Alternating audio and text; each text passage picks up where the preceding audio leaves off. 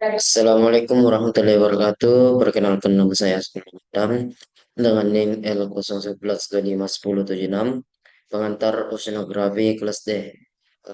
Izin Pak, saya ingin memaparkan materinya yang berjudul klarifikasi sedimen berdasarkan asal tergenius, heterogeneous, biogeneous, dan volcageneous. Adapun dari sumber ChatGPT yang saya dapat, yang pertama tergenius atau sedimen darat. Yaitu berasal dari pelapukan batuan di daratan yang terbawa ke laut oleh sungai, angin, glaster, atau arus laut. Adapun cirinya umumnya terdiri dari pasir, lanau, dan lempung. Warnanya itu cenderung coklat atau abu-abu. Banyak ditemukan di dekat pantai atau muara sungai. Contohnya itu pasir kuarsa, SiO2, lempung, lumpur sungai. Adapun pada biogeneus, sedimen biogenik atau organik, dia itu berasal dari sisa-sisa makhluk hidup seperti kerangka, cangkang, dan plankton yang mengendap di pasar laut, di dasar laut. Adapun ciri-cirinya itu mengandung bahan kalsium, karbonat CaCO3 atau silikat SiO2 dari organisme. Dan ciri-ciri yang keduanya itu banyak ditemukan di laut dalam dan daerah tropis. Contohnya itu lumpur lumpur la, la dioralia berasal dari plankton silika, lumpur globigerina berasal dari foraminifera, dan sedangkan endapan karang dan cangkang moluska. Pada hidrogenius, sedimen kimiawi atau hidrogenik, yaitu berasal langsung dari pengendapan zat terlarut dari air laut akibat proses kimia seperti respirasi atau oksidasi. Ciri-cirinya itu umumnya memiliki bentuk kristal atau nodul seperti gumpalan, dan ciri-ciri yang keduanya itu terjadi di lingkungan laut dan kandungan ion tinggi. Contohnya itu seperti nodul mangan, MnO2, dan Fe2O3. Contoh yang keduanya itu endapan klasik seperti CaCO3, dan contoh yang ketiganya itu endapan garam NaCl dari laut tertutup atau laguna.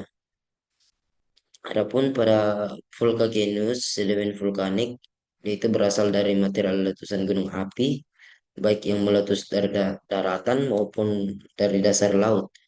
Adapun ciri-cirinya itu tersusun atas abu vulkanik, lapili, batu apung, dan fragmen lava.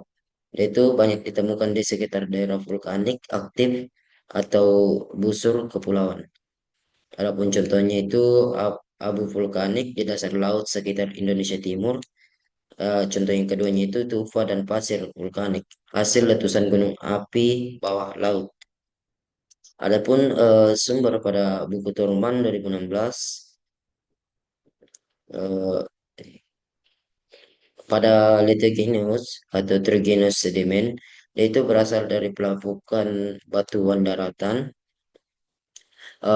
Material utamanya itu seperti kuarsa, SiO2, feldspar, mineral tanah liat. Dia itu diangkut oleh sungai, klaster, angin, dan arus laut. Adapun jenisnya itu jenis sedimen yang paling melimpah di dasar laut dan banyak ditemukan di zona teritik seperti pesisir.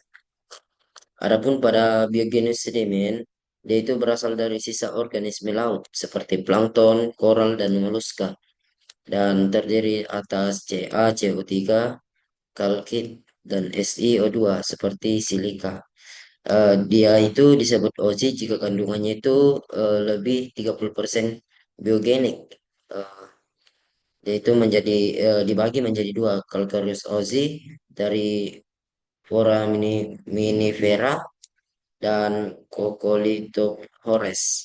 Adapun silicose OZ dari diatom dan radiolaria.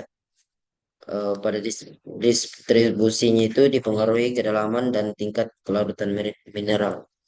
Adapun pada hidrogenous sedimen terbentuk langsung dari respirasi kimia air laut, Contohnya itu seperti nodul mangan, karbonat, fosfat, dan evaporat, seperti garam dan gypsum.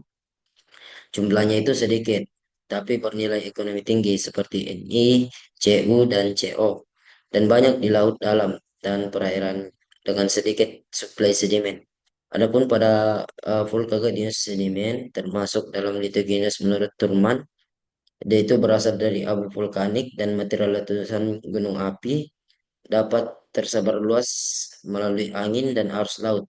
Dan dia itu banyak di daerah Ring of Fire seperti di Indonesia. Pada buku Fundamentals of Oceanography atau Duxbury tahun 2000, pada heterogeneous sedimen dia itu berasal dari pelapukan batuan darat diangkut ke laut oleh sungai, angin, arus, dan klaster. Dia itu menumpuk di wilayah pesisir dan tepi benua, umumnya berupa pesisir, danau, dan lempung. Dia itu menyusut sekitar 75% sedimen laut. Adapun pada biogenesis sedimen, dia itu berasal dari sisa organisme laut seperti cangkang dan kerangka. Material utamanya itu seperti Ca, CO3, dan SiO2. Jika kandungannya bionetik 30%, lebih 30%, dia itu bisa disebut OZ, seperti calcareous OZ dan siliceous OZ. Pada hidrogenous sedimen, terbentuk dari respirasi zat terlarut. Contohnya itu seperti nodul mangan, fosforit, endapan karbonat. Dia itu banyak ditemukan di laut dalam. Dan pertumbuhan mineralnya itu sangat lambat. Adapun pada Volcaginous sedimen, dia itu dikelompokkan ke Letogenous dan Duxbury, berasal dari abu dan material letusan gunung api, dan tersebar melalui angin dan arus laut. Banyak ditemukan di daerah vulkanisme aktif seperti Indonesia. Pada buku The Oceans, adapun pada tergenus sedimen, dia itu berasal dari material daratan hasil pelapukan batuan dan diangkut ke laut oleh sungai, angin, klaster, dan arus laut, dan mengandung mineral kuarsa, feldspar, dan mika. Ukuran butirnya bervariasi dari pasir ke lempung, lempung halus, dan banyak ditemukan di pesisir seperti lereng benua dan delta. Biogenesis sedimennya itu terbentuk dari sisa organisme seperti cangkang, kerangka, tersusun dari Ca, CO3, dan SiO2, dibagi menjadi calcareous ozzy di laut tropis dan dangkal, sedangkan siliceous ozzy itu mendominasi laut dalam seperti wilayah kutub. Distribusinya itu tergantung pada kedalaman dan kelarutan mineral. Pada hidrogenous sedimennya itu terbentuk dari pengendapan kimia zat terlarut. Contohnya itu seperti nodul mangan, fosfat, karbonat, dan garam laut. Adapun proses pembentukannya itu sangat lambat dan di dasar laut dalam, posokan sedimen darat sangat kecil. Dia itu mengandung logam seperti Mn, Fe, Cu, dan Ne. Pada Volcageneous sedimen, material erupsi gunung api, yaitu seperti abu, lapili, dan gunung batu apung dan lava dan fragmen lava. Di bawah angin atau arus laut sangat mengendap di laut dan banyak di era vulkanik aktif dan busur kepulauan. Berperan mencampuri dan memperkaya mineral sedimen lain. Adapun kesimpulan pada penjelasan tadi, pada penjelasan ChatGPT itu menggunakan bahasa yang lebih sederhana, sehingga mudah dipahami. Fokus penjelasannya terletak pada asal seperti cumi utama dan contoh dari masing-masing jenis sedimen tanpa banyak istilah ilmiah yang kompleks. Namun, informasi yang diberikan ini bersifat ringkas dan merupakan bentuk penyederhanaan dan konsep oceanografi hingga tidak terlalu mendalam dalam menjelaskan proses komposisi kimia maupun konteks geologi secara detail. Adapun pada buku-buku utama oceanografi seperti tadi Turman 2016, Duxbury 2000, Sverdrup et al. Pada tahun 1942 adalah yang paling menyeluruh, strukturnya itu sangat baik dan tepat. Buku ini menggunakan terminologi ilmiah internal seperti litogen, biogen, hidrogen, dan glukogen. Buku ini juga itu memberikan penjelasan mendalam mengenai komposisi kimia, ukuran butir, transportasi sedimennya, dan distribusinya berdasarkan kedalaman laut, serta kondisi lingkungan. Karena langsung berasal dari referensi akademik yang mendasari ilmu oceanografi kontemporer. Keakuratan informasi ini jauh lebih tinggi dibandingkan sumber dari ChatGPT tadi. Itulah tadi penjelasan dari saya, kurang lebihnya mohon dimaafkan. Assalamualaikum warahmatullahi wabarakatuh.